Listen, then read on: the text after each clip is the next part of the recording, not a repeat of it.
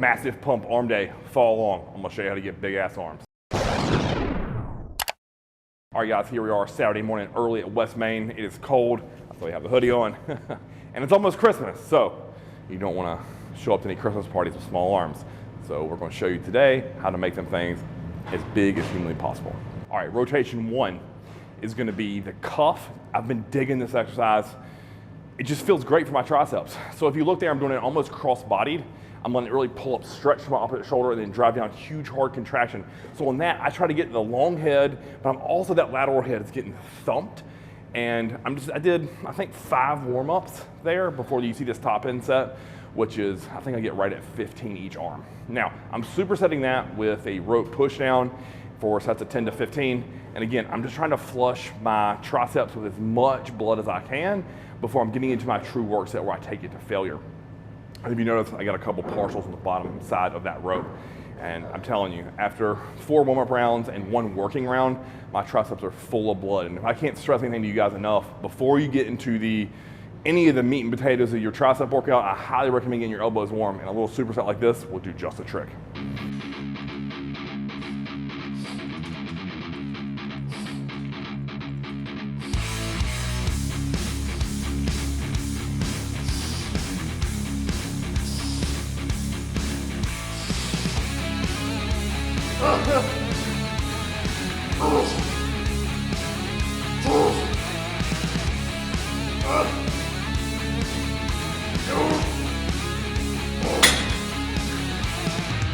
Second rotation, classic rest pause, overhead rope extension.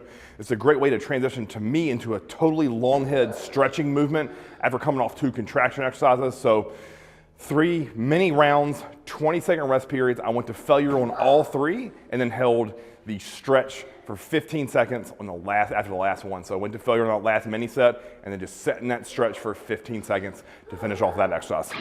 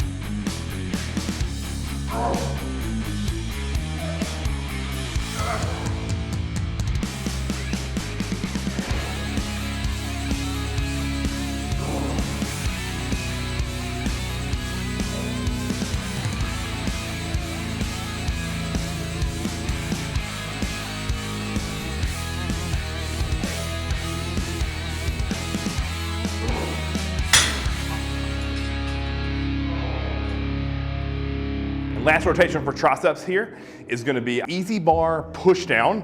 And my goal there was to just really push down straight in front of me and squeeze the piss out of the long head of my tricep.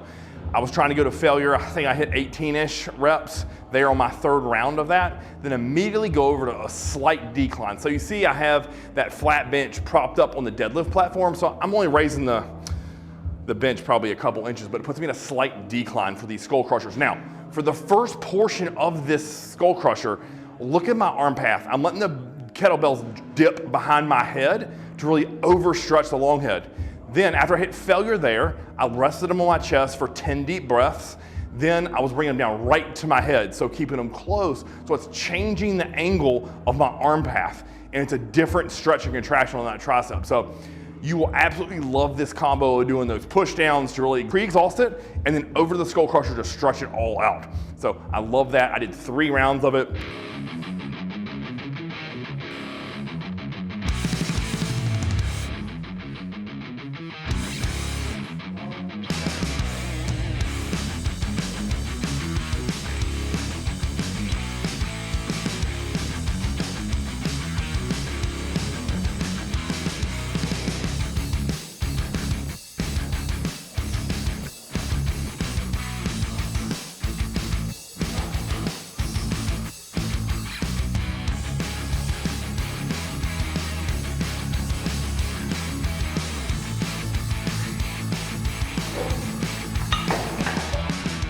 All right guys, on to biceps, and what that's gonna look like is a standing 1-arm cable curl. You know I love cables for curls, and just the contraction is constant, right? From the bottom all the way to the top, there is no dead spots. Meaning if I was doing a dumbbell curl, I would get some drop off in the weight. So with this, with the cable, it's constant. If I have 40 pounds on there, it's always 40 pounds, and I just like the way that feels for my biceps. Huge contraction. Again, working up to a hard set, and for me, again, anything north of 8 reps on a bicep curl for my top set is gonna be what I'm after. Then I went to my left arm, did failure, then I dropped the weight in half, so went 60 to 30, cut it in half, and then just squeezed the living piss out of them as my technical back off, even though it was a drop set. But I kind of viewed it as, I got about a 30-second rest because I went right arm, left arm, right arm, left arm. So that rest period was simply just doing the other side.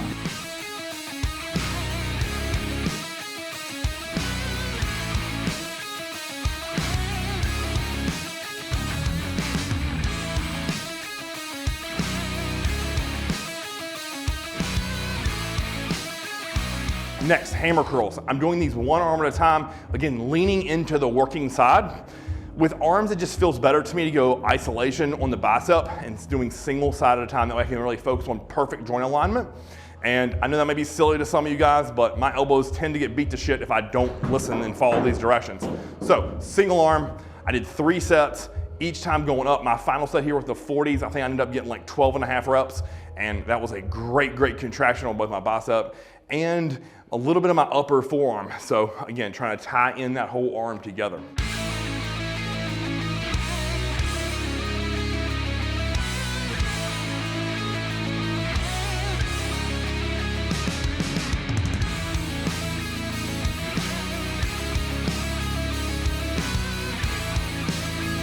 Now superset time for biceps.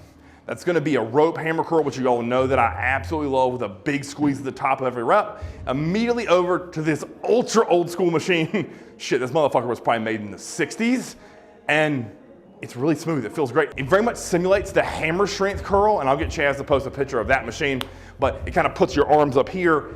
It's an extremely great contraction.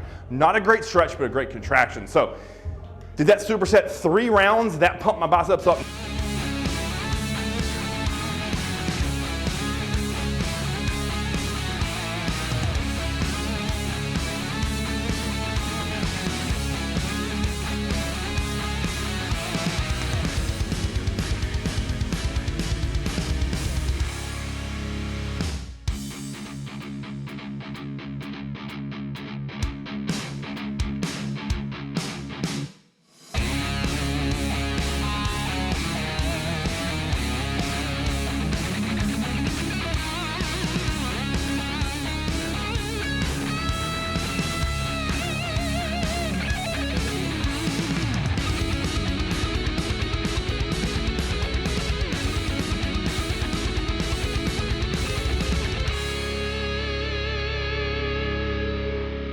Now I need to stretch them out. So all I needed 1 set to failure on the stretch curl with the cables, and I was absolutely toast for arm day.